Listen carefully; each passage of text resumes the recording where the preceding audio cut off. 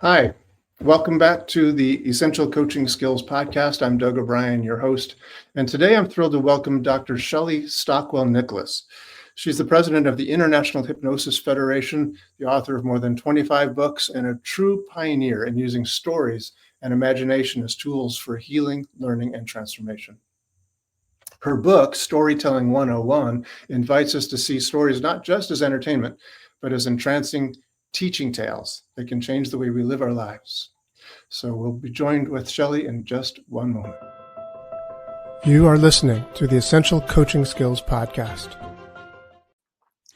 Shelley Stockwell-Nicholas, welcome to the program, I guess it is called. Yes. Well, I'm so honored to be on your podcast, Doug. This is a big charge, a big thrill for me. Thank you for inviting me. Thank you very much. Great to have you here. Now, I know you got up early for us. You're in California, so it's bright and early in the morning for you there, but I appreciate that. So we have a lot in common. We're both hypnotists. We've been doing it for years and been at a lot of the same conferences. I've seen you in person, but I've never really much talked to you, which is unfortunate. And very personal, close friends with Peter Blum, both of us. In fact, I understand from what you told me today that you co-wrote the book, Storytelling 101 with Peter Blum, from the last time you were here in the Woodstock area for the first Woodstock Storytelling Festival. Is that correct? That's correct. And for anybody listening, come to this incredible event. The quality of the storytellers is unbelievably moving. It's so great. Oh, it was so much fun last time. Last time when I came, I said to Peter, we need a book on storytelling for people so they have something to take home with them.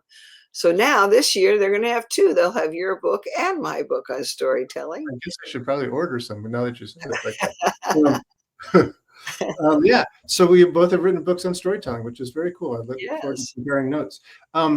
And you are coming this year to the Woodstock Storytelling Festival, which, as you alluded to, is coming up soon. It's in October 24th, 25th, 26th. I think that's the weekend, Friday, Saturday, Sunday of 2025. You and I will both be there along with a whole bunch of other people who are like, oh my God, every single person would be worth individually going to wherever you have to go to hear them do their thing. But it's like they're all together at one place. It's astonishing, really. They're world-class storytellers coming. And every single person puts their unique flavor and spin on this. Like going to 31 Flavors ice cream and you're getting like treats with every single speaker.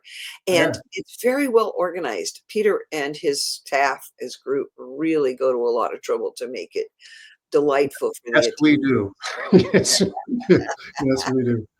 I'm among his little band. You're on the team. Oh, then that's even better.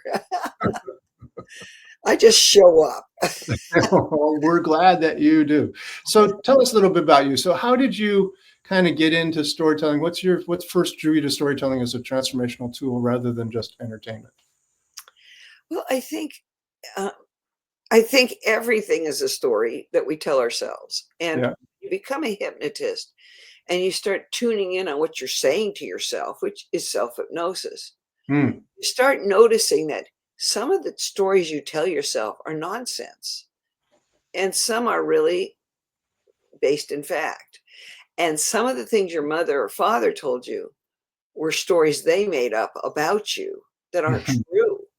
So I've learned in my own self-talk to say, says who and is it true? And then I run the story through my mind and say, does this story serve me well or does it not? And I've discovered with my clients after 50 years that a lot of stories people tell themselves is junk. It causes them pain and sorrow and suffering. Yeah. But when you change the story, then you step into the story and you live it. And it's almost like the power to tell yourself a story is the identical power that makes things real. And there's this, it's almost like a cosmic consciousness that happens because the story takes on a life of its own. And to walk into that story that's serving you well, that is true to your core, your essence, your essential self, is an exciting and fun adventure. But to walk into somebody else's story can be very delimiting and very hurtful. Yeah. So No, it's, that ties right in with saying one of my teachers, Dave Dobson, used to say is that um, he didn't consider himself a hypnotist. He considered himself a de-hypnotist. yes. You wake people up from stupid trances and put them in smarter trances. He said the real hypnotists in the world are parents and teachers and those people from long time ago who said, this is who you are, this is your story. And we were hypnotized to believe it. It's like, yeah, that's right. That is who I am. But Right. Now, says who? And is it real? I love that. says who and is it true? And That's right. do you remember the Aesop's fables? I used to love them as a kid. Sure, of And course. I also love poetry. And this is what I love about poetry.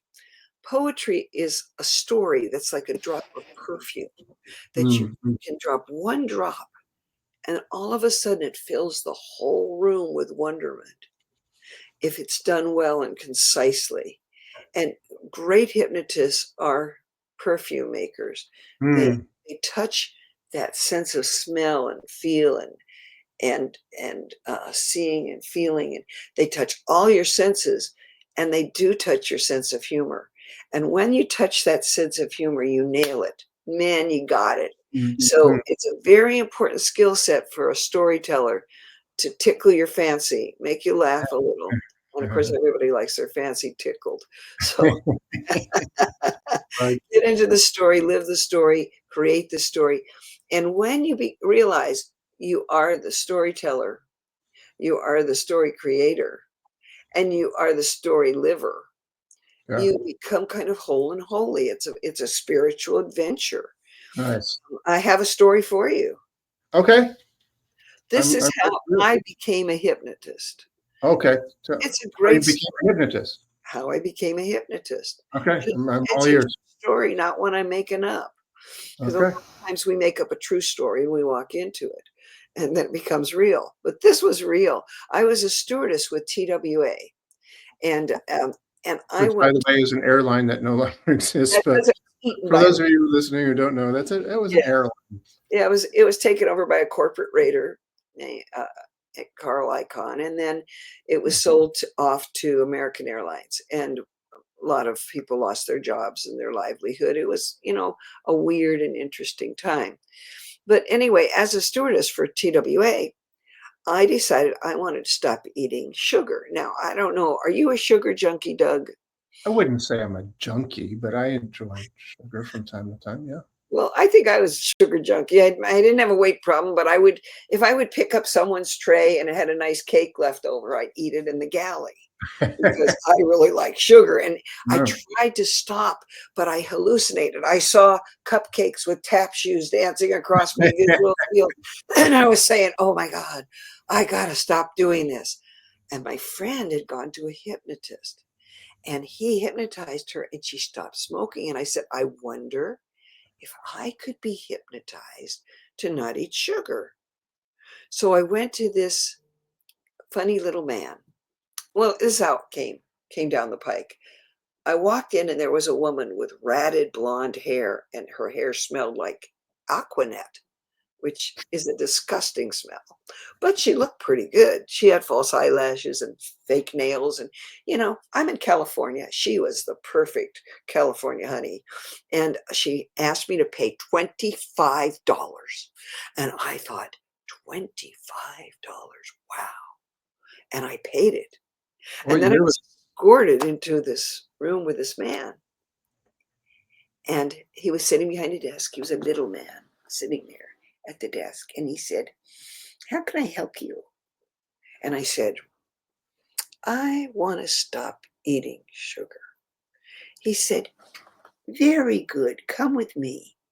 And he walked me into another room and he put me in a chair and he put a blindfold on me, things on my ears, and tipped my chair back.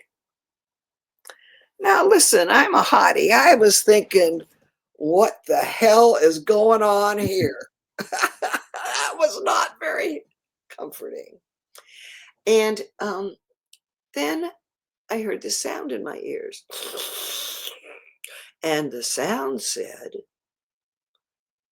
you're walking down a path. and there were bird sounds. And as you're walking down the path, the big toe on your left foot, 99, is relaxing more and more. That relaxation that started in the big toe of your left foot is now going to the second toe, 98. And he started counting back from 100 with body relaxation. I lifted up the eye shade. He was nowhere around. I said to myself, this is really stupid, and I paid $25. And so I said, well, the hell with it, I'll just go to sleep, which in fact was hypnosis, but I didn't know any better. And then after I got to 1, I heard something in my ears that went, and it was that little man's voice. And I remember it well. It tattooed my brain. And you know what he said?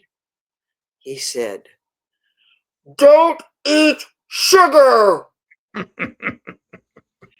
He was behind a screen like the Wizard of Oz with a microphone in his hand. And then he said the second thing. I don't know where this one came from. He said, if you have tar on your car and you pour Coke on it, it dissolves the tar on your car.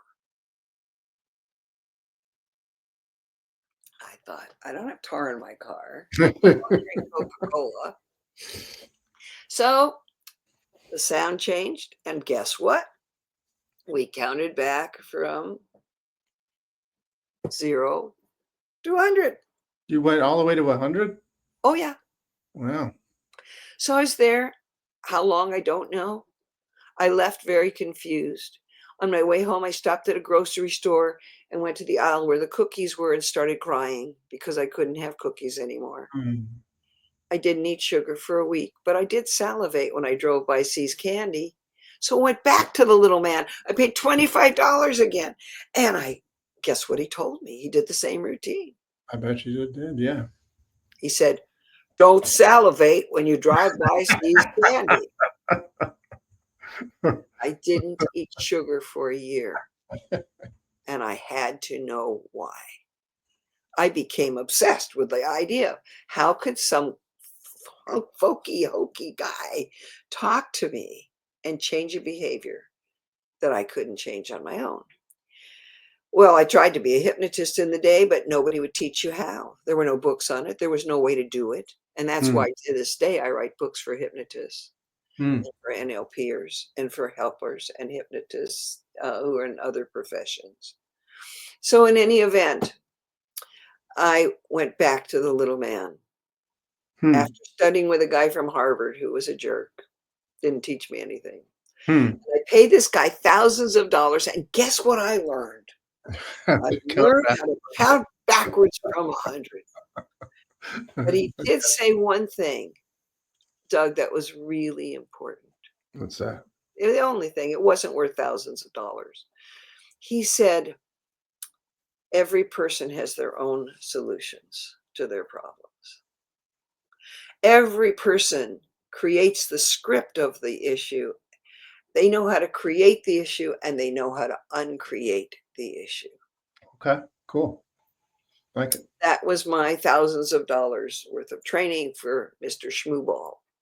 Well, I was in the airlines. I told everybody I was a hypnotist, and now I started only hypnotizing pilots and flight attendants. Hopefully, I wound up being sent around the system to hypnotize pilots and flight attendants for jet lag and stress management. And I became the in-house hypnotist for a major airline. And it was a great experience. Cool. Then I started hypnotizing other people, and now, over 50 years later, I'm still hypnotizing people, and boy, it works. It's the coolest tool in the world. Okay. And so storytelling is teaching you how to do it, really. Now, I have another question for you about that, because you hinted at it before when we were chatting before we started recording, that you'd hypnotized yourself to write the books, that you'd never written books before. So you hypnotized yourself to be an author. Did I get that right? You got that right. And that was an interesting thing, Doug, because I had been writing poetry on little scraps of paper. You know, anytime I'd get a poem, I'd just write it down, or I'd come up from a dream and I'd write it down. I was really getting good at these little poems. And I got published in the Los Angeles Times. I was just writing little poems, and I was thinking, well, I must be a writer. But I was bragging to people. I was saying, oh yeah, I'm writing a book of poetry. There we go. Oh, bravo. Congratulations. But there was no book of poetry. I was telling myself a giant lie. And I was telling others a giant lie. So one day I sat down with myself and I said, Shelley, if you really want to write a book, you better hypnotize yourself to write a book. And so I did. I put myself in a trance, and I decided I would write a book that would be on everyone's coffee table. It would be a book about how to love yourself. And I would go on all the talk shows. I'd go on radio and television, and I'd become a legend in my own mind, and it would be so cool. And so I came out of the trance and I said, I'm going to go on all the talk shows. I better buy the clothes for the talk shows. So I went and bought the clothes for the talk shows because I was ready to go on Johnny Carson or all the talk shows. And then I sent out my little manuscript. I didn't even know how to type. I had somebody type it for me. And I got amazing handwritten rejections, which in the day was a big deal because handwritten rejections were better than a mimeographed one. And I walked through a bookstore and a book fell on my foot. How to Get Happily Published, it said. No way. I read the book. How cool is that? And it said, you know, you can publish your own book. Really? I didn't know that. And so I followed every instruction in that book, and I published my own book. Now I had 1,000 books in my closets. The book was called Insides Out, and it was a beautiful book of poetry. And I thought to myself, okay, Shelley, you got 1,000 books, you've got clothes for the talk shows. What you going to do now, girl? And I said, you know what? I'm going to write a letter to the #1 radio talk show in America, Dr. Tony Grant. She was a psychologist online, and I wrote her a letter, and I said, Dr. Grant, I wrote this book. I gave it to my mother to proofread because in those days it came out on a big sheet of paper. It was typeset. It wasn't like now. And by the way, Dr. Tony Grant, when I told my mother to proofread it, she read one of the poems and threatened to kill herself. She said, don't tell lies and don't talk about our family.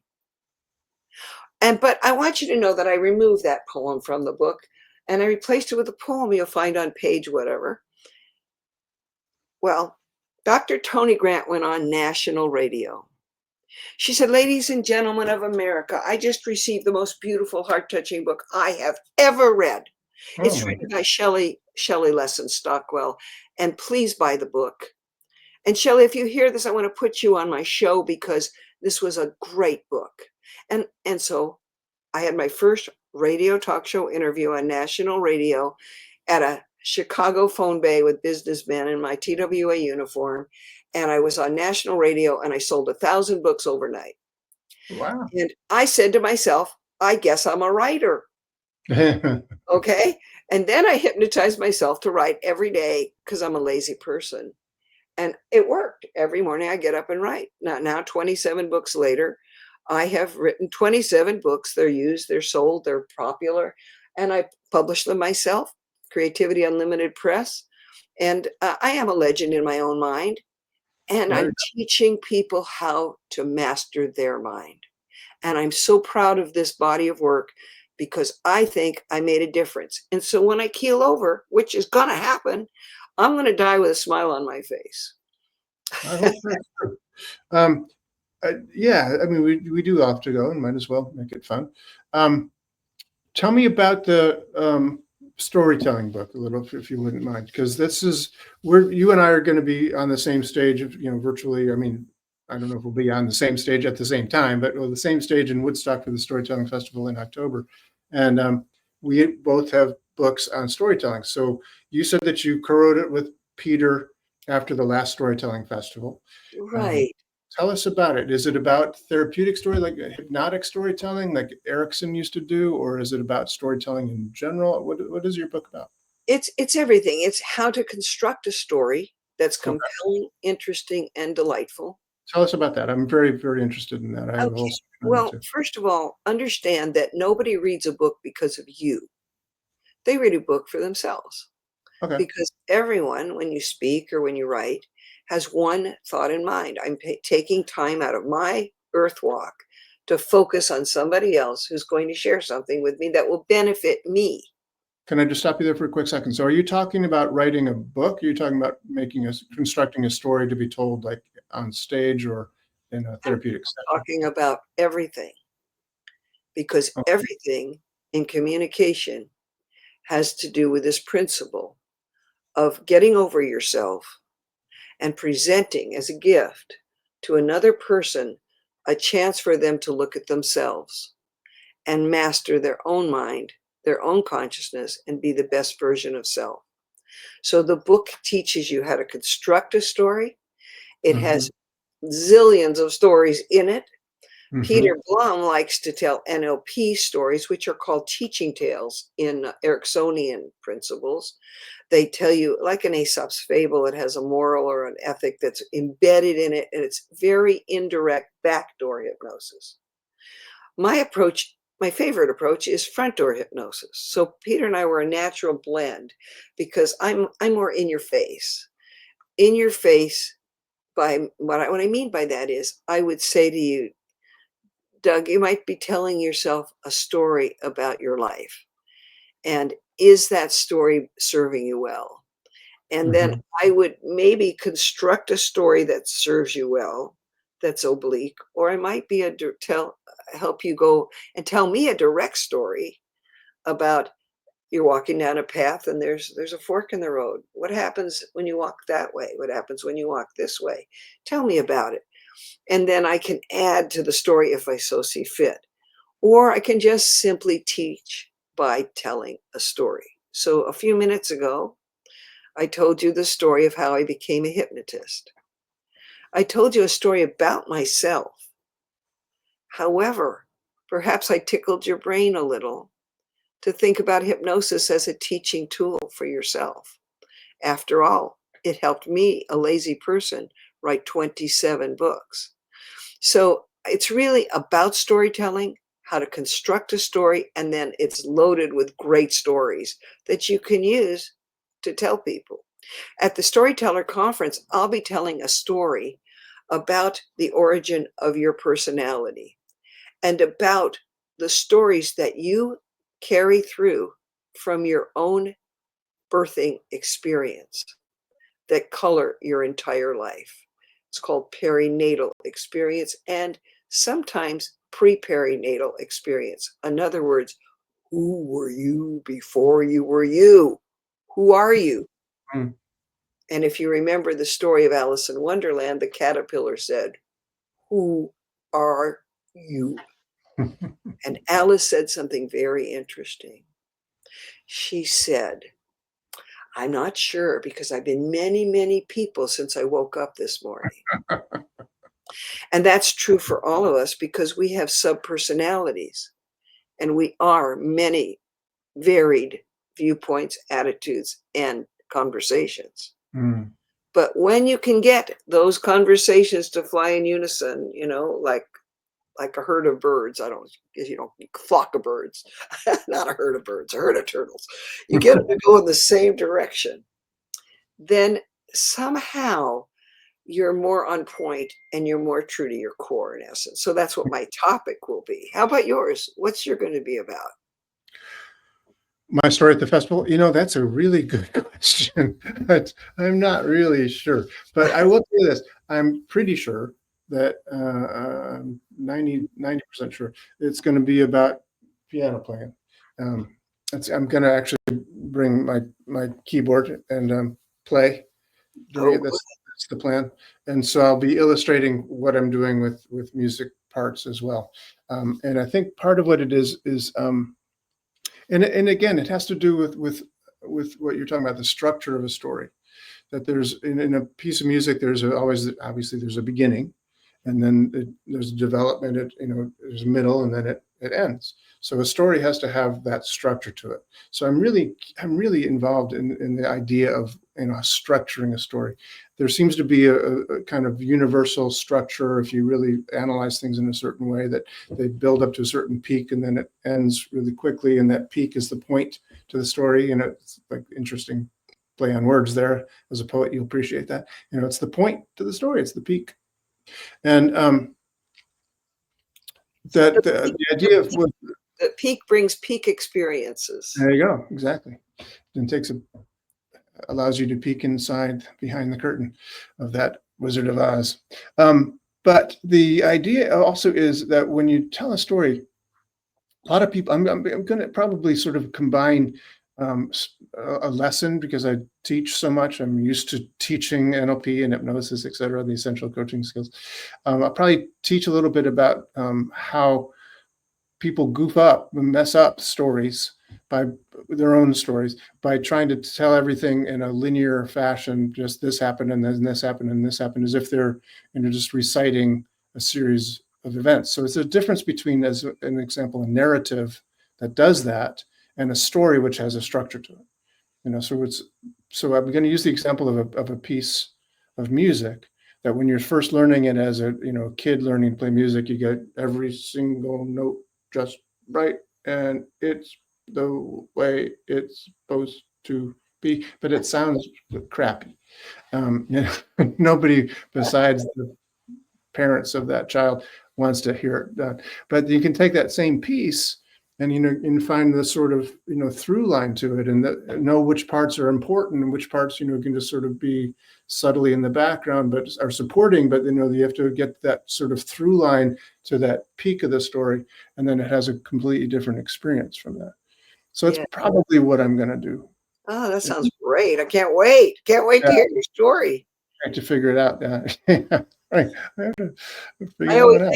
I always say this is a true story I'm making up.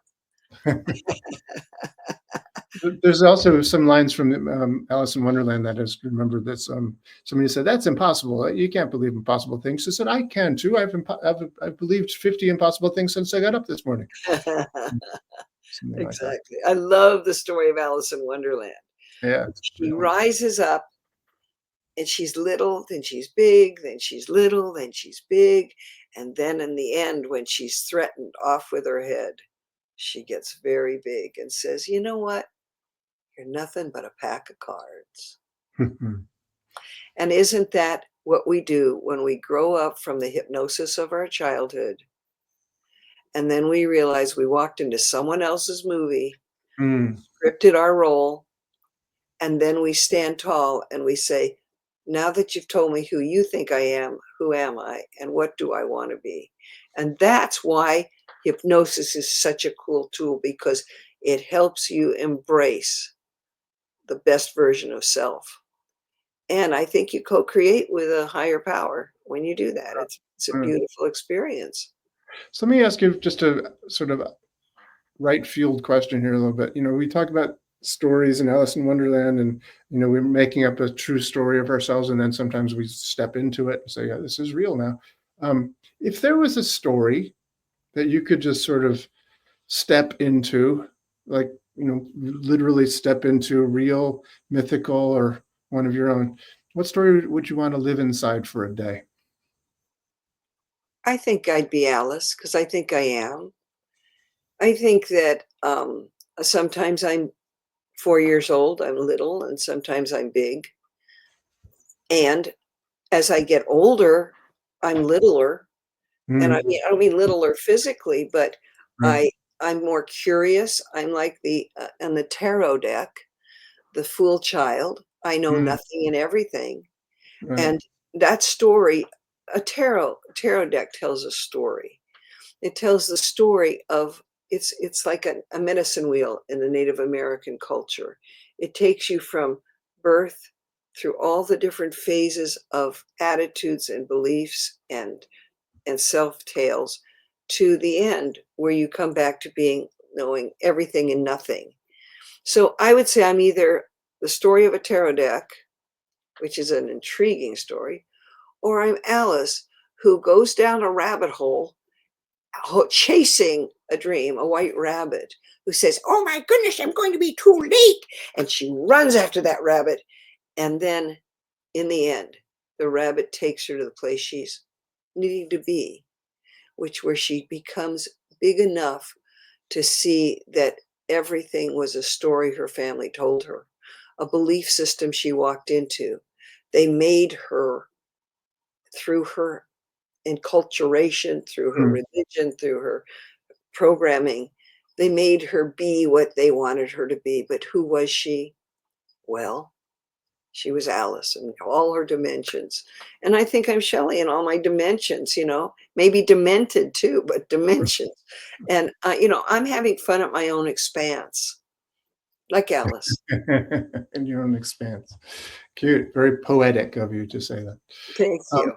By the way, speaking poetry and stories, I think there's a very close connection between hypnosis and poetry, particularly.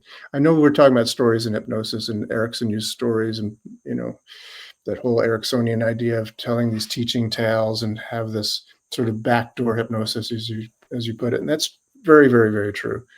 I also think that hypnosis and poetry are very close because it is looking for that, that one word, that right word. So, you're just your little play on words right there where you said expanse instead of expense, was beautiful. It's just that one word that like, oh, and it opens up some other doors.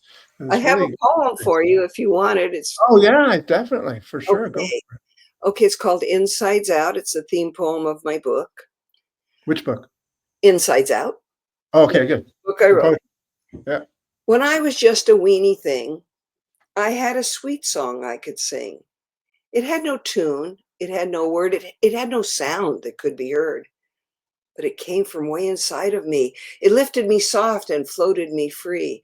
In my quiet waters I would lie, and my beautiful song would float me by. And then, before I learned to think, my river became polluted like the kitchen sink. Rules of what were right and wrong quietly swallowed up my song. How to smile, how to please, how to bring men to their knees. I struggled hard to learn it right, not to question, not to fight, not to be where I wasn't invited, and never behaving less than delighted. But ever so quietly slipping on by, I would feel my inside sigh, oh my. My insides in warm light, every bit alive, awake and high, and flushed with the orgasm spasm of my joy. I would return to those rights and wrongs that I had learned. And thus it was. And so it seemed my moment of song was some faraway dream made by some goblin in some faraway land where tales they tell are always grand. But again, I exploded like a sack of duck down, and again and again and again. And so finally, I stroked each feather one by one. I didn't leave, deny, or run. I stayed and I invited them inside to tea. It was a warm and sunny room that day where we had our tea and decided to stay. The sun was bright, the shades were drawn, and in the corner of the room, I felt a song. It had no sound that could be heard. It had no tune. It had no word. I had no choice but to go along. You see, the song was me. I was the song. In my quiet waters, I will lie, and my beautiful song will float me by.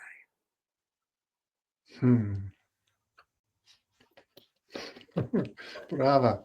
Brilliant. Lovely. Oh, that's beautiful. So I think everyone tells a story in their life.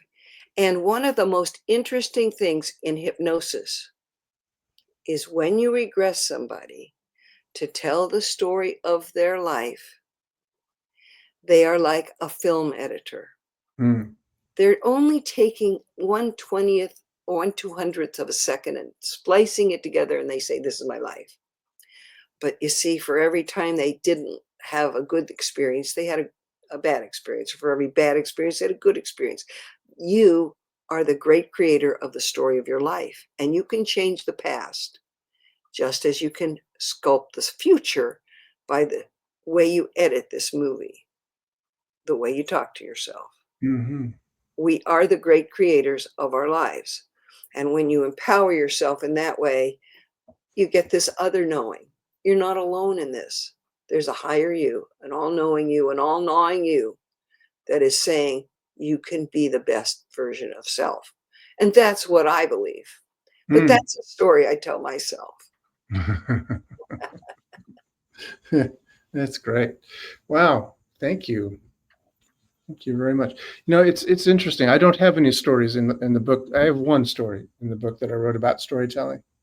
It's a lot of information about other storytellers and the history of storytelling and stuff. So in a way, it's a story, but I don't have many tales in there. You said that your storytelling book not only teaches about structure of stories and how to make your own story, but also includes a lot of stories in it. Yes, it has. Here's the book.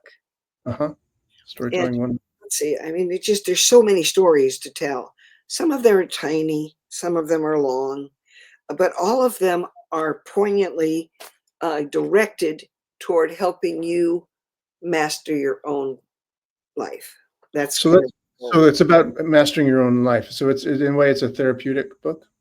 Yeah, well, it is. So, here's an example. I'll ask you a question. Think of a nursery rhyme that you liked as a child. A nursery rhyme. Okay. And good. And what was the message of that nursery rhyme? We're all gonna die. We're all gonna die. That was And that made a big horrible. impression on you.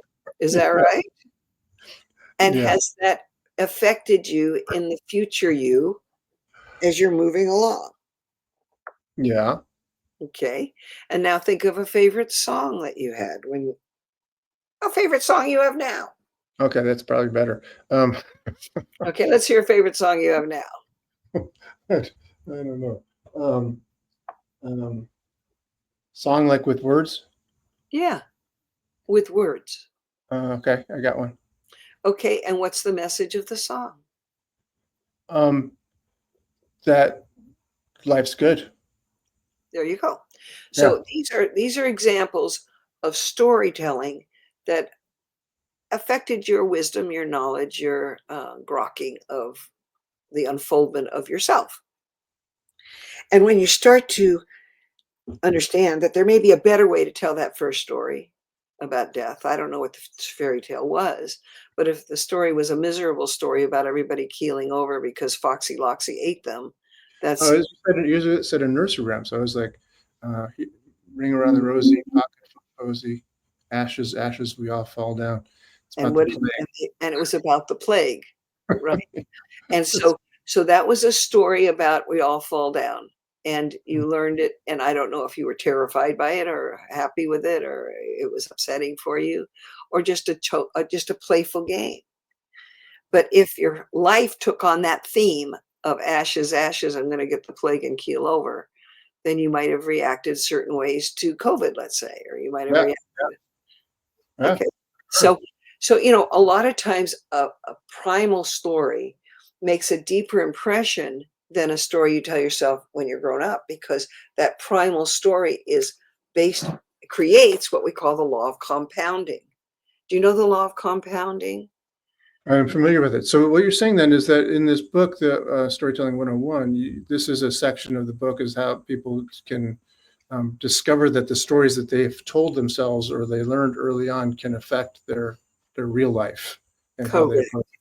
And then we Um, go ahead and we tell stories. And the whole book is you can use these stories when you're giving a speech, when you're teaching your child something. So there's incredible stories throughout the book that mhm. teach you. Um, they're teaching tales in a way. They're oblique or direct.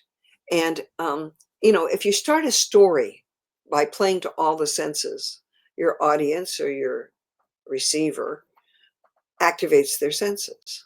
Mhm. And if you tell that story well, so that they get engaged in the story, then you could say something like, once upon a time, a handsome boy, just like you, Doug, learned about the plague. And when he did, something amazing happened. He started to say, what does that mean? What ashes, ashes? And he became curious. And when Doug becomes curious, you know, and I know that a little boy like you moves forward in life and learns the lessons behind every tale he tells himself. Isn't that right, Doug? Isn't that right?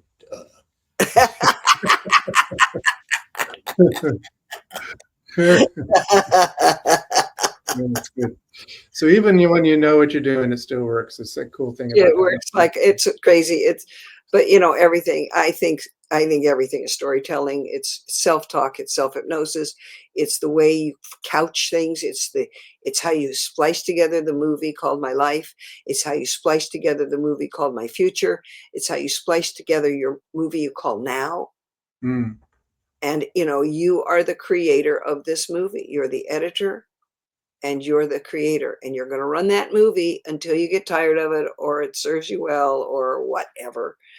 But you know, you are a work in progress creating your life, and it's a beautiful thing. Storytelling is beautiful. Yeah. Amazing. So golly, we're running out of time, and I just, you are the president of the internet. What is it called? The International International Hypnosis Federation. That's the one. Yeah. So that's pretty awesome. You do. What do you do with that? Well, we have 5,000 people all across the world who belong to this organization, and we support the good work of helpers and healers and people who are dedicated to positively changing the world one person at a time. Beautiful. And if I do my job, I'm available to my members to support them in being successful. That's my self-appointed job. Do you do that job? Do you do it? Say it again. Do you do that job? Are you good at doing that job? I think I'm good at it. I do my best. And I love my members because all of my members are decent, wonderful, loving people who are, they're on a roll, baby. They're on a sweet roll, and they're moving forward, and they're dedicated to helping others. And I mean, once you've got your me hat on and you know who you are, you can take it off and put on the you hat and help hold the mirror so others reflect on their perfection. And then they love themselves and will change the world. Nice. And so tell me, if someone wants to get hold of you, ShelleyStockwell.com, and what is your website? What's your main? Oh, it's IHF, International Hypnosis Federation at Cox.net. IHF at Cox.net. That's your main website, IHF. So, okay, cool. Cox.net. And you can meet me there, or you go to Shelley, that's my website, or you can email me at ShelleyNicholas at Cox.net also. Okay. And my website is hypnosisfederation.com. Okay, hypnosisfederation.com. That's what it's for. And I will answer you because I like to be available, and I love phone calls. I really do. I love really talking to a human rather than talking to myself all day long. The concept. That's amazing. And you're centered in California? Yes, Palos Verdes. I train people to be hypnotists here in California in my home office. I only take 10 students at a time. Okay. Beautiful. I used to teach huge classes, and I said, you know, I want my 10 students to be stellar in the world. And so, you know, that's all it takes, 10 at a time. Nice. Cool. And I speak at conferences, so I reach more people. But does your federation have conferences? Yes, we do.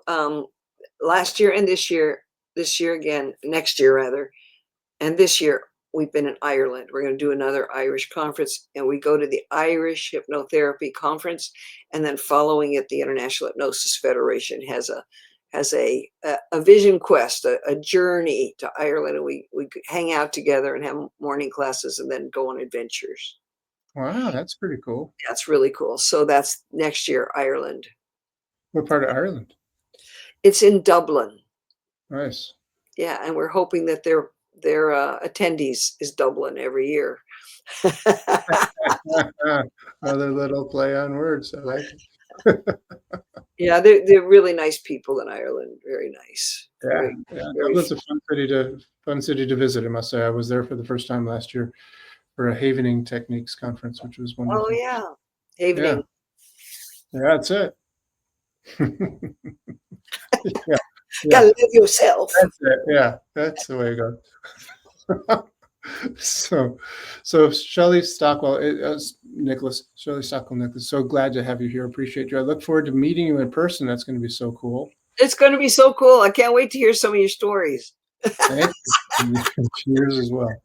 See you again next time. And by the way, folks, if you've enjoyed this conversation, please subscribe or like this or both. It helps us more than you can imagine. We totally appreciate that. See you. This has been the Essential Coaching Skills Podcast. Thank you for being here. It's a pleasure seeing you again. Hope to see you again real soon. Come back next week when we have another gripping and exciting episode of the Essential Coaching Skills Podcast. And if you want to, you can find out more about us, each and every one of us, at essentialcoachingskills.com. Thanks.